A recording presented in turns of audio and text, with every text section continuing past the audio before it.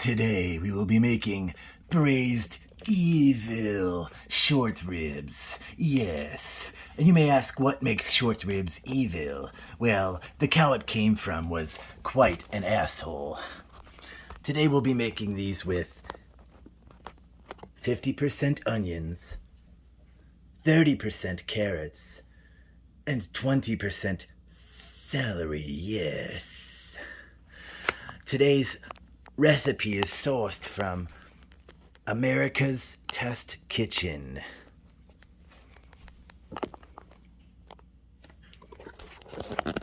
It's my first time making short ribs, especially evil short ribs, let alone braising. So we had to source the recipe from America's Test Kitchen, link below. Please feel free to like and subscribe. Yes. So today we're going to spend a little bit of time dicing these, slopping these, and cutting that.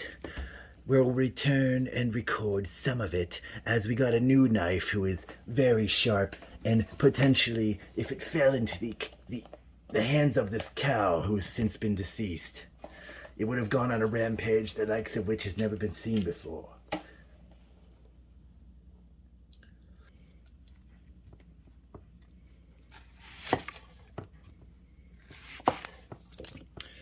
This cow, it turns out that he had killed his mother upon being birthed. This cow was born into a world of blood and mercy. All it ever knew was evil and sacrilege. This cow could have turned its mother's mouth sour.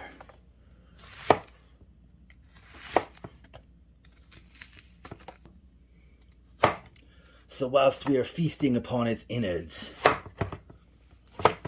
we will remember the crimes against other barnyard animals that it has caused. All of the pain and suffering from evil cow. I know what you're thinking. Does an evil cow even taste good? Well, let's just say after an evil cow has conquered his enemies, I'll leave that in, he may find himself getting fat and ripe on his spoils of war. Because of this cow being so fat and ripe, we have decadent, delicious, succulent beef ribs to enjoy.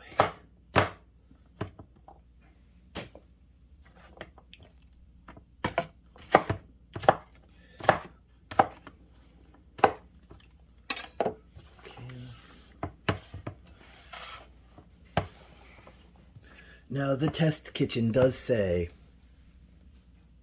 to debone the ribs. I am not going to do that because I want the extra flavor. And I want to see I want the rib bone. I want to know this son of a bitch's bones in my mouth when I'm eating it. This damn evil cow.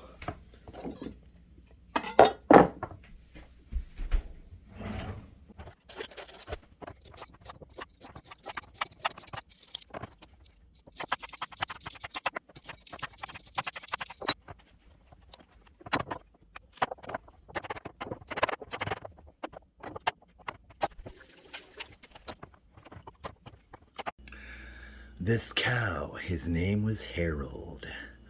Harold the evil cow. He had purple horns and red eyes that glared at you through the pasture and pierced through the night.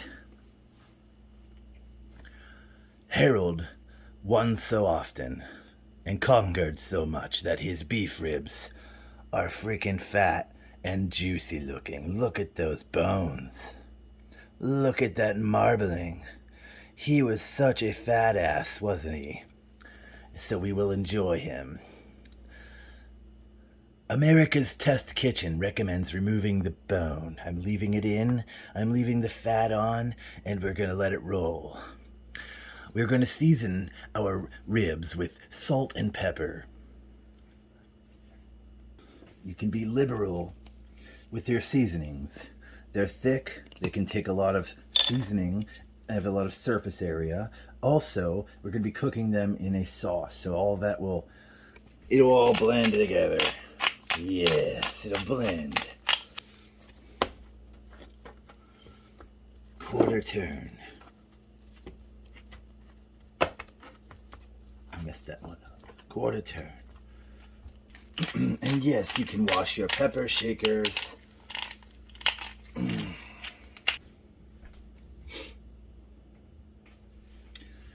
Sear these evil ribs. We're going to get a nice crust on the outside of each side. And we're going to build a nice what's called fond in the bottom of the pan. A nice evil fond. The thickest and most evil fond that we can create in the bottom of our pan. After which we will brown and strangle the flavor out of these, yes.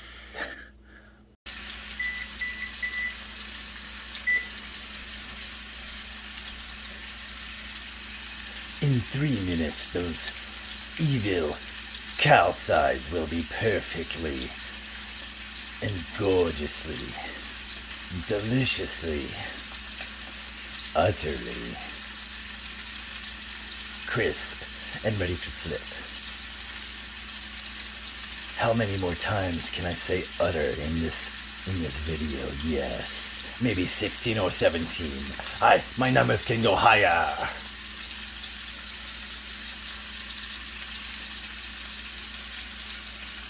Evil cow really is a delicacy.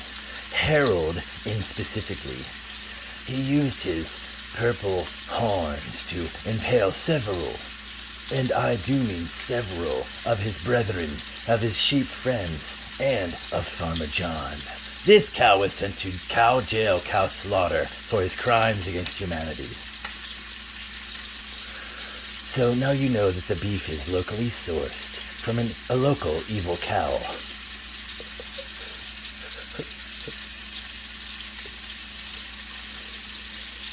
Not only are you enjoying a nice, beefy, delicious treat, but you're helping to clean up the farm, so to speak, in your local neighborhood.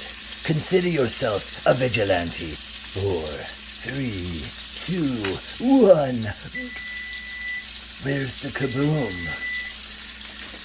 There was supposed to be an earth-shattering kaboom. So, here we go. Let's flip. See the little smoke? Gorgeous. Absolutely gorgeous.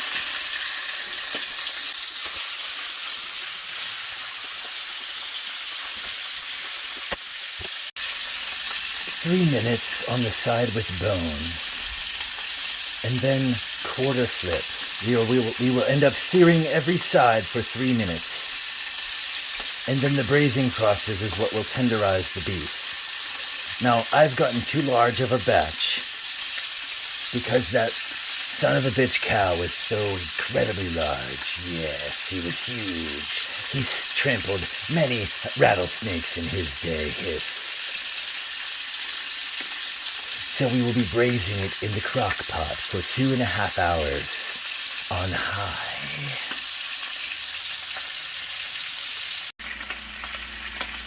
Okay, now that we see that these are very extremely, perfectly,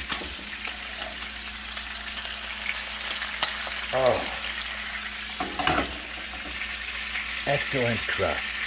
So we are transferring them to the crock pot.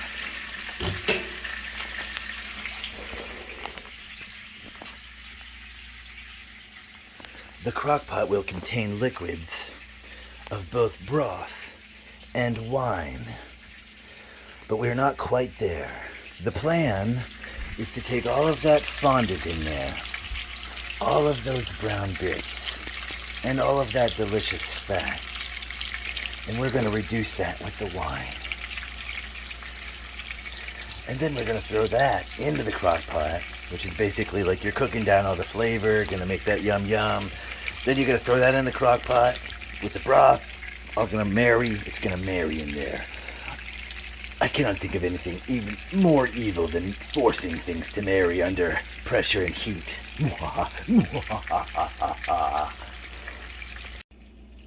So now we will be coming at the onions with a medium heat, relieving all of the beef fat, vegetable oil, and fond in all over the pan. And if you remember, we rough cut these.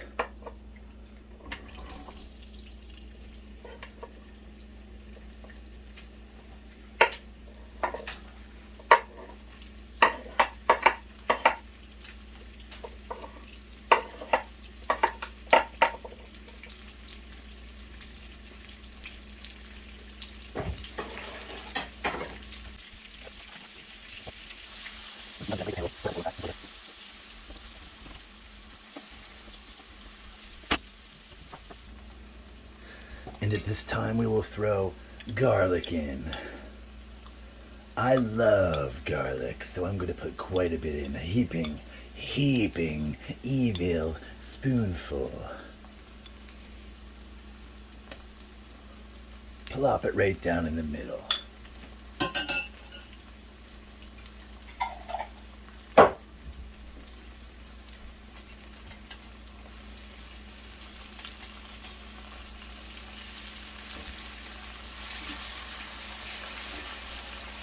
You just cook the garlic 60 seconds or so until fragrant.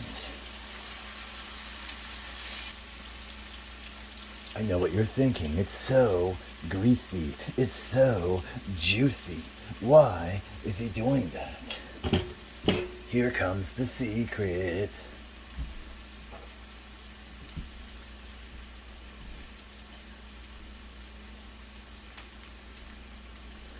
Tomato paste.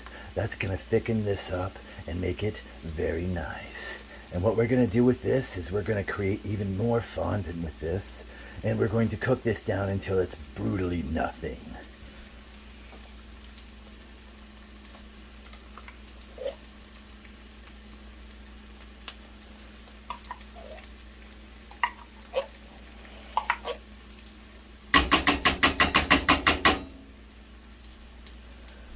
I'm using a little more than the book recommends because I'm making 3 or 4 more ribs and whatever. So now the plan is to cook this in. Come with me, let me take you on a journey. We blend this into the mixture.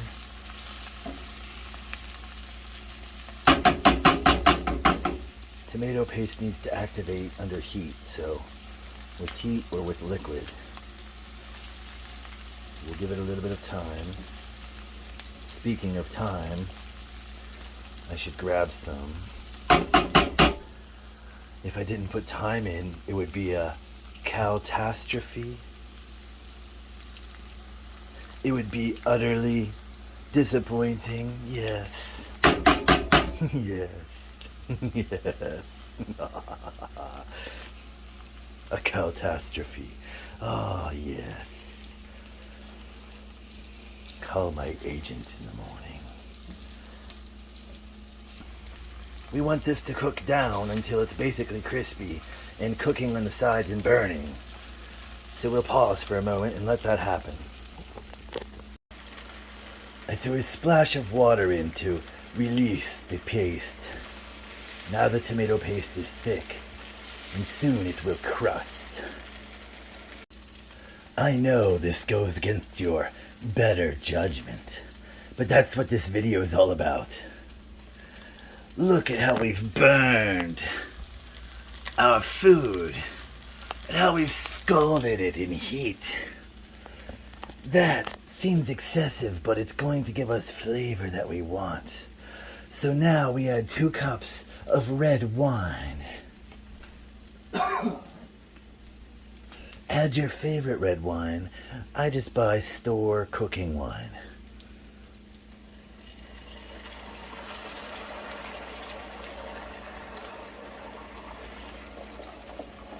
Increase heat until you boil, then simmer. So what does it mean when you reduce heat and simmer, right? Everybody says that. How low do you go? You put it as low as it'll continue to simmer. The thicker it gets, the lower the heat needs to be. We're stirring that wine in with that tomato sauce. That's all the reds. Red beef, red tomatoes, red wine. Boy, does it sound fine. So now we will take this sauce and add a little beef broth.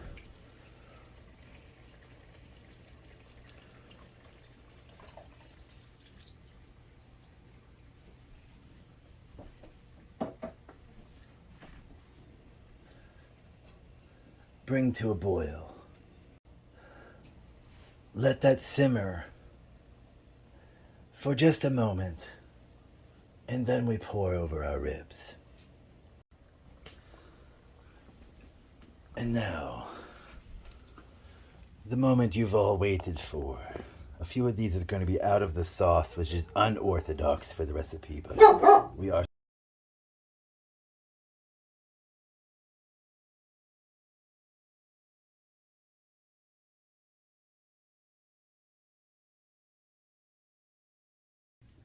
either of you guys, you're both grounded. You ruined my video. Now we will cook this on high for some time. Okay. After, we will flip the ribs that are not in the liquid. Good day. I say good day. 1 hour has passed, and we have turned the top ribs. We have 1 hour to go. It has been 2, almost 3 hours, and these are finally done. They are decadent, they are succulent, pull apart, and delicious. We are letting them rest and then eating them over mashed potatoes. Yes. Plenty of delicious sauce, which we will skim the fat out of. That is the end of the video. Good day.